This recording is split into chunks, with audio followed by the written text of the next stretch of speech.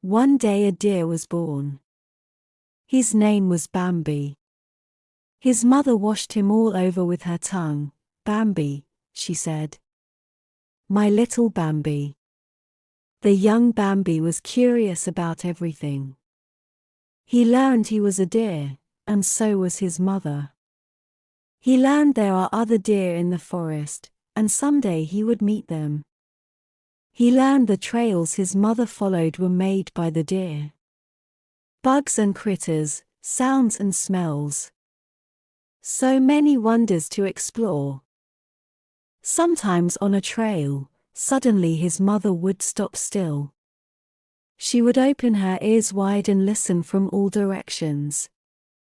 First over there. Then here. Bambi would wait. At last, when she said, "It's all right. There's no danger. We can go," then the two of them would start on the trail again. But he did not know why they had to do this. One day, his mother took him to the meadow for the first time. He started to run out to the open clearing, but she jumped right in front of him. Oh, what a bright sun! Back in the woods, Bambi had seen a stray sunbeam every now and then, but here the hot bright sun warmed him all over. He felt marvelous and jumped high into the air. Each time he landed on grass softer than any grass he had ever felt. Then he leaped back up again, over and over. In some places the flowers were so thick, they made a sweet carpet. But what was that tiny thing dancing in the air? "Look, Mother," said Bambi. "The flower is flying." Why, that flower must have needed to dance so much, Bambi thought, that it broke right off its stem to rise up and dance in the air. "That's not a flower, Bambi," said the mother, "it's a butterfly." Then, thump, thump, thump. On a rock was a young hare, a rabbit, thumping its foot. "Hello, there," smiled Hare, raising one tall ear. "Want to play?" "Sure," said Bambi.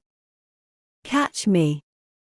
Hare hopped off the rock into the grass, hopping away.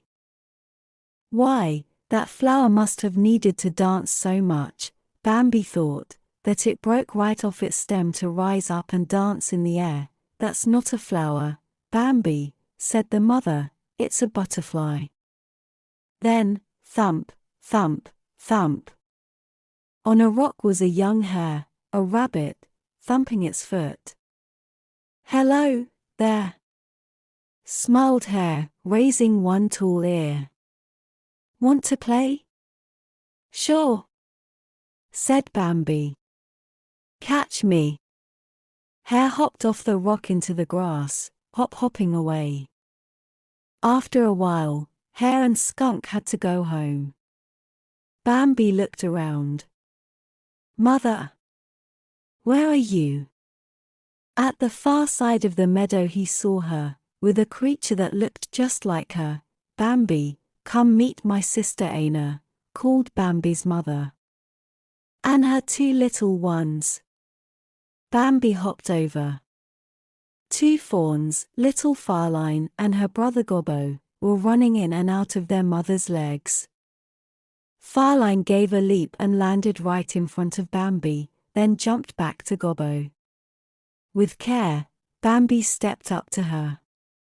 Farline hopped off to one side and Gobbo followed. Soon the three of them were chasing each other up and down the grass. "Now run off and play, all of you," said Bambi's mother. Every day after that, the three young deer played and chattered.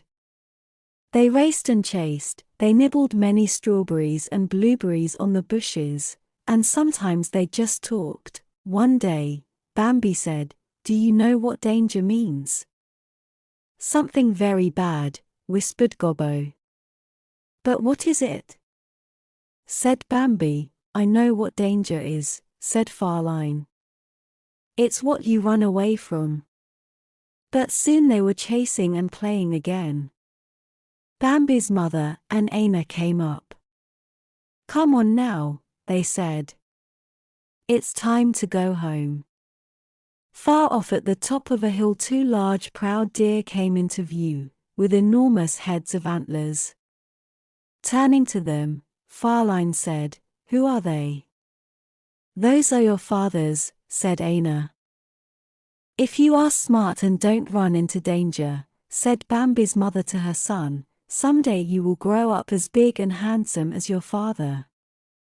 And you will have antlers, too." Bambi's heart swelled with pride. As Bambi grew, he learned how to sniff the air. He could tell if his friend Hare was coming, or if a fox had just trotted by. He could tell if it would rain soon. One afternoon came a raging storm. Lightning flashed and thunder crashed. Bambi thought the end of the world had come. But when he lay by his mother's side, he felt safe.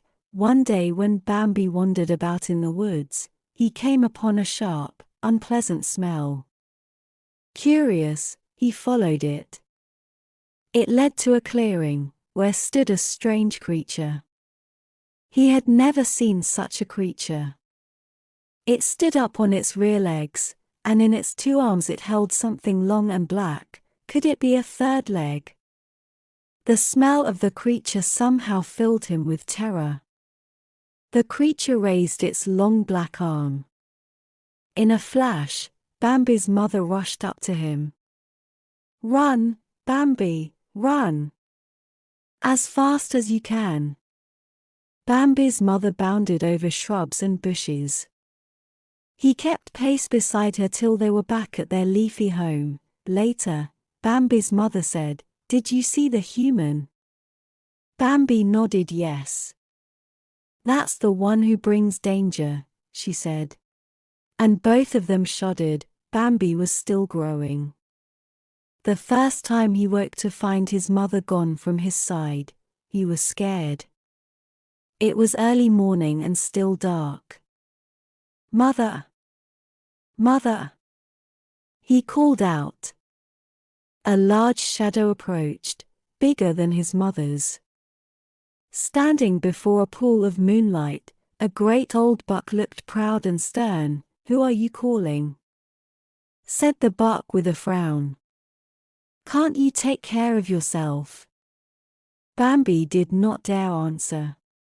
He lowered his head in shame. "Look up," said the old buck. "Listen to me. Watch. Smell. Find out for yourself. You will be fine on your own."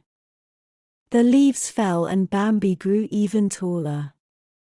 His mother started leaving him alone more and more, letting him meet other deer and creatures of the forest. Farline, Gobbo, Hare and Skunk were still Bambi's best friends, but he also found other creatures fascinating to watch and sometimes fun to play with. One wet winter day, the terrible smell of humans swept across the forest. The scent was so strong that there had to be many humans in a group. Most animals quickly fled out of danger. But some were not as lucky.